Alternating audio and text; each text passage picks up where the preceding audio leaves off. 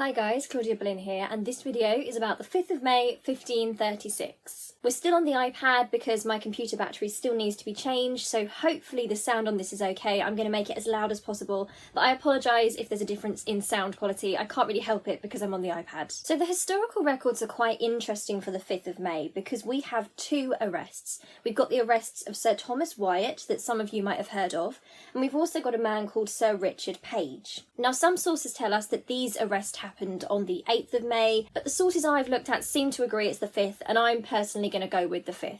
So thankfully both the men that were arrested on the 5th of May are going to leave the Tower again, and they're not going to be executed for adultery and treason. So I'm going to start with Sir Richard Page because he's probably the lesser known of the two.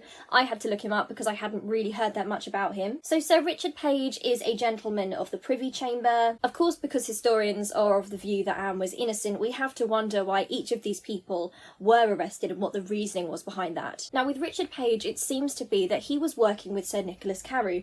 I've spoken about him a few times now. He is the guy that got the knighthood that George wanted. He's also the man that delivered the letter from Jane Boleyn to her husband George. So Nicholas Carew hates the Boleyns. He's part of the Seymour faction, so that means that he's a Catholic and that he wants to put Jane Seymour on the throne. So he works with Richard Page, and he is aware that Richard Page is a supporter of Anne and could potentially have been a friend of Anne's. We know from historical record that Richard Page was on quite pleasant terms with her, and that he carried out sundry little services for her, and in return she would give him gifts. So that will probably be things like passing messages to friends. It doesn't seem like Richard Page was one of the Boleyns' inner circle, but he was in contact with Anne enough that they could drag him into this. Now the other man that's arrested on the 5th of May is Sir Thomas Wyatt, and some of you have probably heard of him before. The name might ring a bell, and that is because he is an extremely famous Tudor poet. So Thomas Wyatt was one of Anne and George's particular circle. He was one of their closest friends.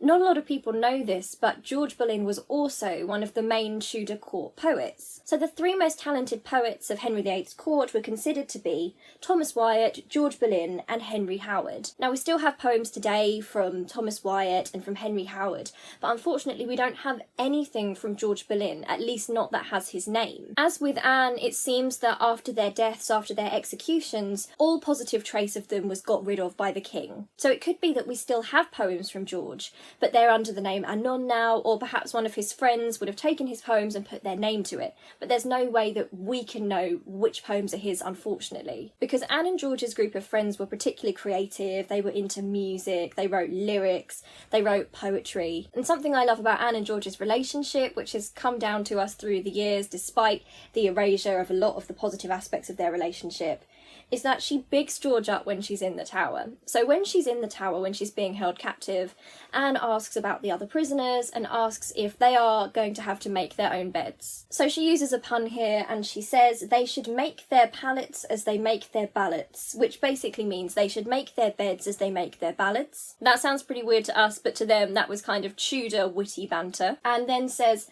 that only George of them all has the skill to do so.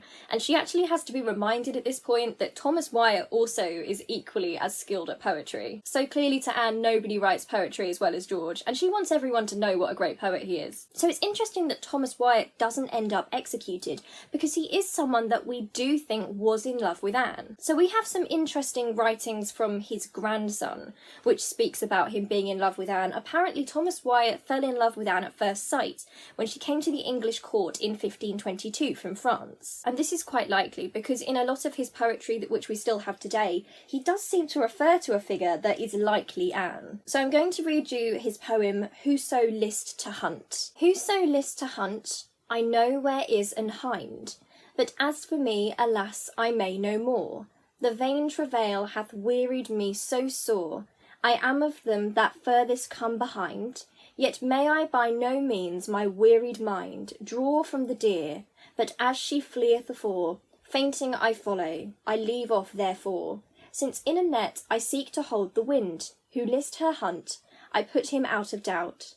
As well as I may spend his time in vain, and graven with diamonds in letters plain, there is written her fair neck round about, Noli me tangere, for Caesar's I am. And wild for to hold, though I seem tame. So that probably doesn't make an awful lot of sense because it's in Tudor English, but essentially the poem is about hunting a deer, hunting the hind. So it's about trying to capture the objects of your affection. And essentially in this poem, Anne is the deer, Anne is hunted, she is the object of Thomas Wyatt's affections. However, this is unrequited because she belongs to somebody else, because he says here, "Noli me tangere, for Caesar's I am." So this is Latin and it means touch me not, it's in the Bible. This is essentially a poem of unrequited love. It means that Thomas Wyatt loved Anne, he wished that he could court her, but he couldn't because she was the king's at that point, she was Caesar's. So it's pretty interesting that although this does show that Thomas Wyatt was in love with Anne, it also shows that he knows he wasn't in with a chance and that he knew that she was loyal to the king. And there's another poem called Brunette and Phyllis that he writes, in which historians think that brunette actually stands for Anne and she is the brunette in the poem. So I'm just going to read you a segment of this one. "If thou ask whom, shum since I did refrain, brunette that set my wealth in such a roar, the unfeigned cheer of Phyllis hath the place that brunette had, she hath and ever shall. She from myself now hath me in her grace, she hath in hand my wit, my will, and all, my heart alone well worthy she doth stay, without whose help scant do I live a day." Now this poem is especially interesting because Thomas Wyatt actually changes a line here. So in this version of the poem, the version that got to us, it says, "Brunette that set my wealth in such a roar." However, the original line is, "Her that did set our country in a roar." Now this was too obviously a reference to Anne, so it looks like he had to disguise it. At this point, Thomas Wyatt is in love with a woman called Elizabeth Darrell. He loves someone else, but she can't take the place in his heart, really, that Brunette had. Now we also have a pretty interesting story from Thomas Wyatt's grandson writing about this later, but we have to take this with a pinch of salt because most historians tend to think this is false, and this is kind of a way for the grandson to tie his grandfather more into events and make it more romantic and exciting. But there's a story from the grandson about Thomas Wyatt, and it's that one day he stole a small jewel from Anne that was hanging out of her pocket to keep it as a token of his love for her, and that one day he was wearing it around his neck. He was playing bowls with the king saw it and became quite angry and had to question Anne about it, at which she explained that it looked like Thomas must have stolen one of her jewels to wear around his neck. This is obviously quite unlikely to have actually happened because we know how paranoid the king was, and to be honest I don't think he'd really let that slide. Also, Thomas Wyatt escapes execution, and I think that if this was true he would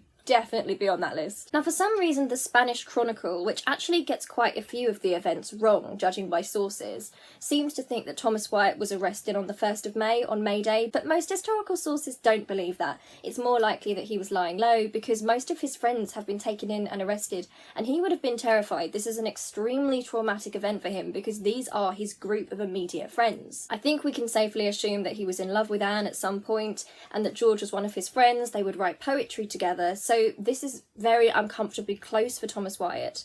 And although we know that he's not executed, for him this would feel extremely dangerous. There is no way he could know that he's going to come out of this alive. Now the reason he does come out of this alive seems to be his family's close association with Cromwell, who is orchestrating the plot.